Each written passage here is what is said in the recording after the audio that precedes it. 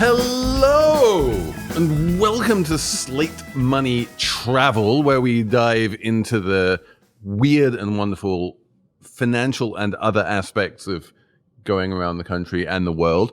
I'm Felix Salmon of Axios. I'm here with Emily Peck of Axios. Hello, hello. And we're joined by Frey, the editor-in-chief of Slate. Come on, Felix. There you go. No, Hillary is the boss of everything here, knows everything about everything in Slate, but also knows everything about everything Disneyland. Not World. Not World. You've never been to Disney World? I have been to Disney World. There are 6 Disney theme parks. There's about to be a 7th in Abu Dhabi. I guess if you are a Disney aficionado, it really matters which one you go to, and the differences between them are important. They are. I have to think about it because I haven't been to all of them. But you've been to Euro Disney. I haven't been to Euro Disney. Oh. I've only been to Disney World and Disneyland. Okay. And one of the reasons why I prefer Disneyland is because it's much smaller than Disney World. It's a land, not a world. So it's more manageable. It's in California, which is beautiful and excellent. And you don't need to travel to Florida. I don't need to travel to Florida. Wait, what's wrong with traveling to Florida? Because it's a terrible, wet, red state full of terrible people. Wow. Are we keeping that in? This is a joke. We can keep going now. I mean, aren't we all boycotting travel to Florida because it's terrible these days? It just is too hot. It's fine. Oh, okay. I like Florida. You like Florida? I don't think you should malign a state, generally. Because it has different people live there. I'm just saying. Okay. Okay? All right. I will. Okay. So in any case, California it's not like it doesn't get ocean breezes. Anaheim is a long way from the sea. It's true. I didn't totally realize that completely until I really paid attention in the Uber going back from Anaheim to LAX to see when we would nudge closer to the ocean. But yeah, no, it's inland. But basically, Walt Disney bought this massive tract of land in the valley, and turned it into a theme park, and it became a phenomenon. Yeah, and now it's even bigger than it was, right? So there's lots of original Disneyland there, and in fact, I like to stay at the Disneyland Hotel, which is the original, the OG. What? Okay, so now because this is Slate Money, what is the rack rate? How much do you pay to stay at the Disneyland Hotel? It definitely fluctuates throughout the year, but I can only speak to my own experience. I like to go in February when it's my daughter's school break and you want to escape New York, doldrums. And I checked what my last total spend in Disneyland was, and I broke it down. So I was prepared to answer this question. Oh my God, I love this. So what I booked for Disneyland, and you usually get a discount in this time of year because it's not the high season. But what that discount is, I mean, they say you get a discount, but right, I mean, hotel rooms always fluctuate sure, according to the time of year. Yeah. So I booked 4 nights at the Disneyland Hotel in a room for myself and my daughter that had a king bed. It's a nice room. It could have had 2 queens, which I would have preferred, but it didn't. And when I booked the room, I also booked my 4-day Disneyland ticket. And that is important because if you book all these things together, you get the bundle. So supposedly you get something out of that, right? So you do it together. And I booked the Park Hopper ticket, which means you can go not just to Disneyland, but California Adventure. There's 2 theme parks at Disneyland. And I got the Lightning Lane Fast Pass, which I'm sure we'll discuss at some point because that's how you get priority. I want to get into this fast pass situation because it is a tangled, dark it's web. Even if you know how to use it, it's not intuitive. It's a little confusing. So anyway, this portion of the trip cost $5,000. Whoa. Okay, that's a lot of money. So 4 days in both parks options and the hotel room. Now, some people would have put 4 people in that hotel room, right? Families can maximize a hotel room. And I don't even know what the guest limit is, but it's a lot. Like you can just book a regular room and shove a lot of people in there. But this is a thing I do with my daughter. But you're also paying for food for all that time too. Yeah, but the food, you don't go to Disneyland for the food. But you have to eat, Hillary. You do have to eat. And most of your meals will come from Alien Pizza Planet. Okay. And I can tell you one slice will get you through a lot of your day.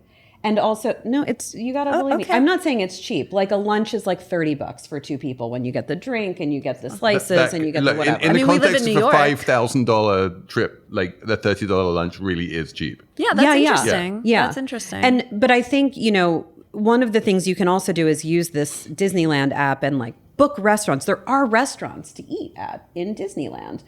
But then you realize once you're there, like, well, at least if you're there with your child, probably going to a sit-down meal in the middle of the day is not going to be your priority. Is there this idea that the time is so valuable when you're there that you need to sort of maximize the value of any given hour, which means in practice riding rides rather than just kind of wandering around and enjoying the view of the Magic Castle?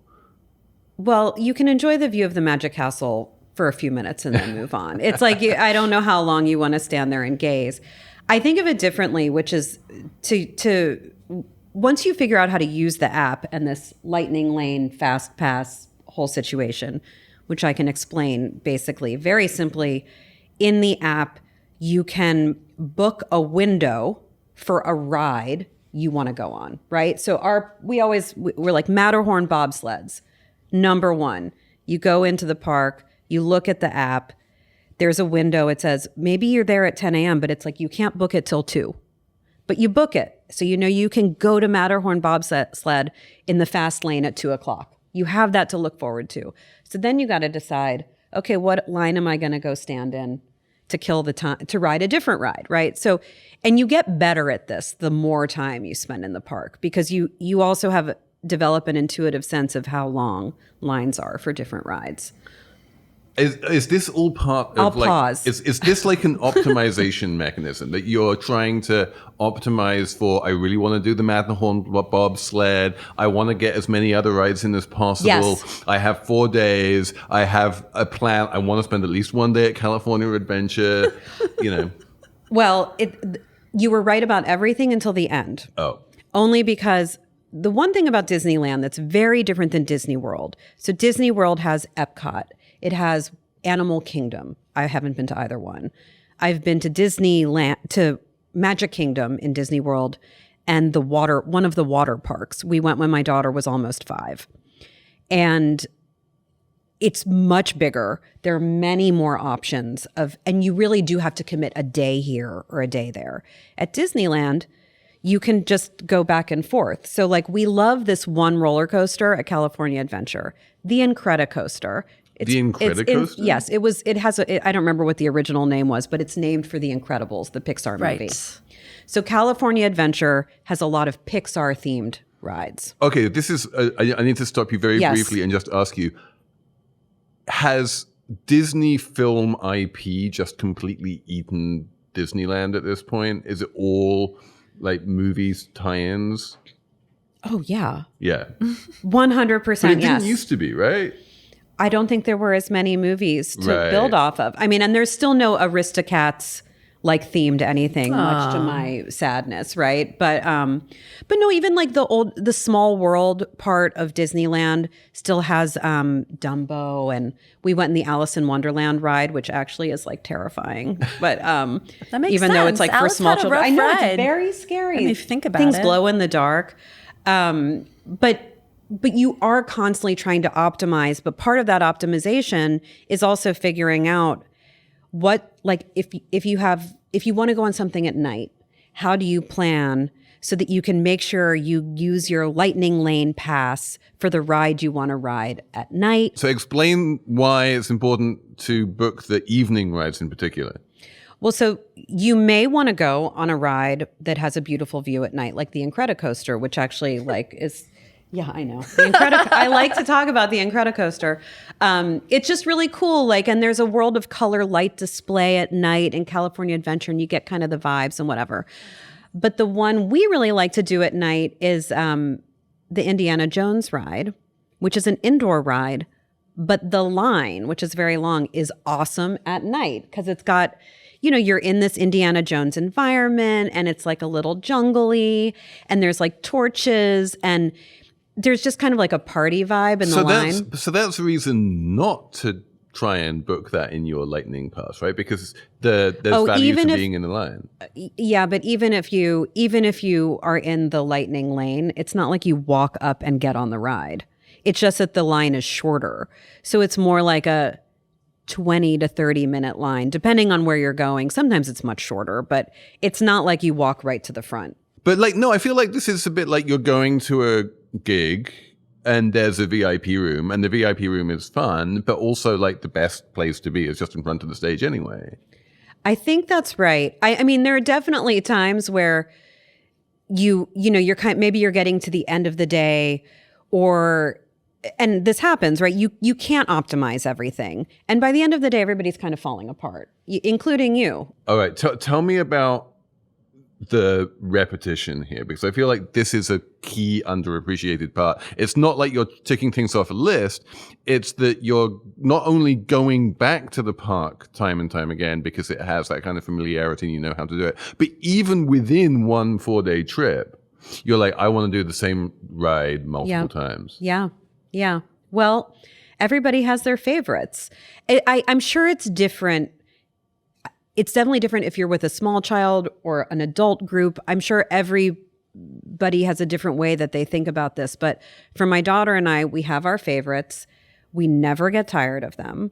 Part of what, I mean, we love roller coasters. I've always loved roller coasters since I was little. So we share this. And the fun thing is you get to a point where you're like, okay, like on our last day, every time we got to the point where we were going to get on a ride, I just asked if we could be in the front car. And it's Disneyland. So you know what? They make your dreams come true. If you ask, no, it's true. People are nice there. This is what you pay for. You pay for it to be super clean. Nobody is mad. Seriously. It's like, this is why my daughter loves to go there. And this is why Disneyland is better than Coney Island. That's different from a lot of amusement parks, I would say. And listen, we are also Coney Island people. Like, I love the zipper. Cyclone RIP, too dangerous. I rode it one time. It was a nightmare. But it's really? I what's like the Cyclone. I've ridden it several times. Yeah. Several times? You're like my hero. I rode it once and was like, never your brain, again. But it's not extreme. Like, I don't like an extreme coaster where it's like a really long. The Cyclone was like about to fall apart every time you rode it. I mean, it seemed fine. It's just like everything in New York. You're like, this looks dodgy, but everyone's doing it and it's cool. And then you go on it. It's fine. I'm okay. I'm going to bring more of that energy the next time I'm encountering a death trap. But like, if it's like a roller coaster that goes, upside down or really big drop, no, thank you. I'd rather like risk my brain rolling around in like a chill 1900 roller coaster. No Space Mountain for you. No, I like the old thing. What about a log flume? I don't want to be in the front of the log flume. It's too much water. Way in too my much. face. I don't like to sit in water. Who likes to sit in water? So one of the new rides at Disneyland and Disney World was they updated the old Splash Mountain to be Tiana's Bayou Adventure, based on Princess and the Frog, one of my favorite Disney movies of the modern era. And when we were waiting in the very long line, this was like an hour and a half long line to ride this ride, I could see people coming off and they were just head to toe. No, thank you. And then there were all these people in line. This is like another hack thing, right? Like, people had ponchos. I was like, what is happening here? And I was like, somewhere they're selling ponchos near here. And a friend was with us too. So I ducked out of the line. I went to the closest little gift shop. I was like, do you have those ponchos? They did. They were behind the desk. They were $25. I bought one. I bought one for my daughter, and then our friend was like, she's from California. So she's like, I've got this. I don't care. And we were really glad we had the ponchos. And then we gifted them after we had done our ride. That's so You paid nice. it forward. We did. And there actually everybody was doing that. There was like a beautiful stack of ponchos and people handing them off. So, but that was, expenses. There are these secret things. You're like, oh, $25 for the thing I could have gotten at Duane Reade for $2. Mm-hmm. Or for free if you'd known where to go. That's the thing about traveling, right? You're stuck in a certain way and the price you'll pay goes up, right? Yep. Yeah. We'll talk about that in a future episode of Slate Money Travel. The big picture here is that Disney makes, I believe the technical word is, $1 gazillion from these theme parks. The price of admission only ever goes up. They are dissuading people from taking out annual passes because that on a sort of person hour basis is just not as profitable for them. And on some level, they don't want it to be too crowded, right? Like, no, they don't want people to stand in 2-hour lines. And so they are just minting cash from this. More Disney, according to what I read on the internet, Disney is making more money from its amusement category than Netflix makes. End of story. Like, that's incredible. And apparently Netflix is trying now to get into the amusement game, like by having like more like not amusement parks per se, but little experiences. They have like the Squid Game experience. Right. Yeah, all these different experiences. And like instead of something like Hillary has to go through like 5 days, airplane, like all of that, you go for a day, but maybe you do like 3-4 experiences in a year. And I think this is really smart because experiences are now, like the experience economy is kind of doing really well. Like there's all this stuff you hate, Felix, like art, like Monet experience and this and Meow that. Wolf. Yeah, and people pay for it. They like it. It's expensive. And there's this whole like people chain will pay now. so much more money to experience an interactive Van Gogh than they will like to stand in front of a real one. Yeah. People, it seems like, I mean, in the US anyway, there's like this move away from like investing in our public free experiences that we can have, like parks and libraries and things like that. And to fill the gap is like Netflix Squid Game experience or like Van Gogh. Did I say it right? Experience. I think it's Van Gogh. if you're Dutch, which I am not. But it's interesting, but Disney remains that Disney still owns like the big amusement park category, while like other amusement park companies are struggling, I think, because it is so unpleasant. I know Disney you're saying is a happy place, but most of the other experiences at amusement parks can be quite unhappy. I think a lot of it has to do with also your mindset, right? So one thing my daughter and I always talk about is like Disneyland is a full immersion experience. So like I save for this trip. I will do it as long as she wants to because the hang time with my 13-year-old in a line playing games, everybody plays that heads up game. It's like a trivia game on your phone. Like it's really a community experience, I have to say. And it is so you're from playing everywhere. games with the other people in the line. Sometimes with little kids, more like groups of people are playing with each other.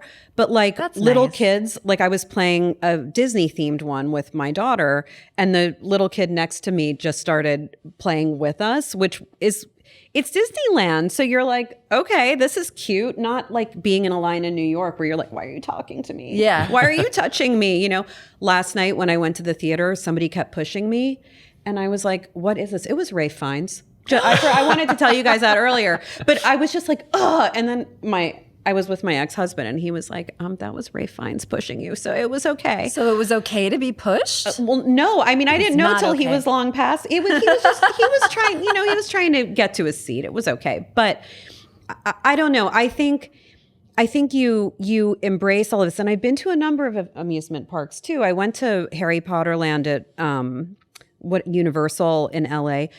Some of these are just they're less cohesive. I mean, the Harry Potter experience is and the theme park is great, but the rides are really short, unlike at Disneyland. So how long is a ride? That's a great question. Oh my gosh.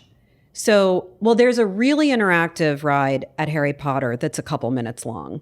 It's like one of these projection rides. It's actually not my favorite kind of thing. They have a roller coaster. I think it was 45 seconds and the wait time was 2 hours. No, How long is you. a Disneyland ride? A couple minutes.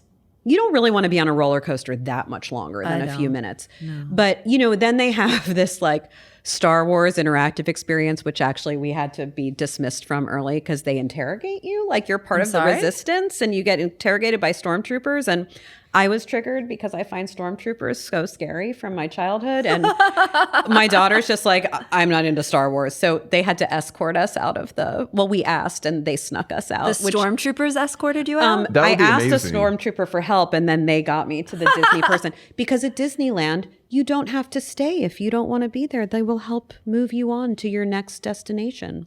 Wow, it sounds great. I'm not convinced I want to spend $5,000 but to go to it's an not amusement park. about Disney. It's about how else do you get the opportunity to spend 4 days of uninterrupted time with your surly teen who otherwise wouldn't talk to you. That's fair. I like that. I mean, trust me, she would still talk to me, but it is something really, there's something about the environment that really does work. And, you know, you can say, and people do say, right, well, for that amount of money, I could go to Europe or I can do this. All of that is true. Absolutely. But it's just not the same. It's like comparing bananas and oranges, if you know what I'm saying. And like, they just aren't the same thing. Like what you want to do there is very different. And because at Disney, you just enter this kind of contained world where actually there are a lot of options, but they're limited too. Like no one wants too many options. No one wants too many options. And that's why when you pick your favorites, and I can't go to Disneyland every other weekend. I live in New York. So once a year, 4 days doesn't get boring. If you lived in Orange County, how often would you go? A couple times a year. It's not, I'm not going to become a Disney. I'm not in the Are you a Disney echelon adult? of folks. So I don't qualify, I don't think, to be a Disney adult because I'm not committed enough to the whole thing. I don't wear the ears. You know, I'm not in cosplay. I'm not, and neither is my daughter. We're just regular people. But there is a lot, but yeah, you know, I think there's more I would need to embrace to really be a Disney adult. So when you are doing this and you're spending your $5,000, do you feel like because you have the wherewithal to spend $5,000, you get a better experience and that probably the median park goer doesn't have that much money and isn't getting quite as fabulous of an experience as you? Or do you think everyone is just kind of going there and spending $5,000 and getting what you get? Well, I think, so a lot of that expense is the hotel. And all around it, every Disney park, there are a million options for where to stay. I did this because it's the thing I do every year with my daughter. And it's how I plan for it. And this is how I decide to spend my $5,000 that I save up for. But there are like lots of ways to stay at different there's only like 3 or 4 actual Disney hotels there. A lot of options for staying. Once you're in the park, I think it's pretty much the same for everybody. It's like I'm eating the same churro as everybody else. The churros. The churros are so breakfast, lunch, and dinner churros. Just churros. You know, I think everybody probably has different priorities when it comes to spending money. But I think once you commit to that ticket, once you're inside, and you know what? I'm not sure. I think when you buy the ticket, you just get the fast pass lightning lane. I don't think that's a thing you like opt out of. Now it's just baked in there. So everybody has that same sort of ability to book things. There are a couple things that are like extra, like the Cars ride. If you want to take the lightning lane, it's another $22 because the Cars ride is so popular. But I really do feel like once you're in the park, it is like it's like a democratized experience. Disney theme parks, surprisingly egalitarian. So will you be going soon, Felix? Yeah. Felix is coming with us next year on our teen holiday. I want to join on the teen holiday. Yeah, I don't know. I feel like maybe I should. I think it would be hard to go just one day. I have to be honest with you. But that, you know what I mean? Like, but I guess also because I live so far away, it's like one day wouldn't be enough. That's how they get the families, right? Like you got to go and really make it the holiday of your year. I feel like Shanghai. I want to go to the one in Shanghai. The Tokyo one sounds great That'd be cool, too. Right? Yeah. Yeah. Did you ever go? You haven't been to Euro Disney. I have not. I haven't been to Legoland. I'm just terrible at this. Is not my thing. I would be the person taking that $5,000 and going to Spain. I mean, sure. That sounds great too. Felix, do you ride roller coasters? No. No. When was the last? Have you ever ridden a roller coaster? Teacups? People want to know. I did the teacups. I did the teacups, and I did the teacups with my friend Vin, who was a mathematics professor at Pomona College. And he had to go to the Disneyland infirmary and lie down for a couple of hours because it was so intense. And I have to say I didn't super enjoy them, but at least I could still walk afterwards. So that was a win for me. Excellent. Yeah, I can't see you don't seem like a roller coaster person. I'm not. Unless it's an emotional roller coaster in the opera. Only metaphoric roller coasters. only metaphoric roller coasters here. I think that's it for Slate Money Travel. Hillary, thanks so much for coming. Thanks for having me on the show. And now I know everything about Disneyland. And thanks to literally the cast of thousands who recorded this, which there's Shayna Roth and Jessamine Molly is somewhere, and Merritt Jacob is here, and I don't even know how many people are doing this. We had 4 cameras on this. 1, 2, 3, 4. Are we supposed to look at them? I don't know. I looked at them. Never look at the cameras. But they do. What about The Office? The TV show. Do I have to explain that to you? No. All right, are we done here?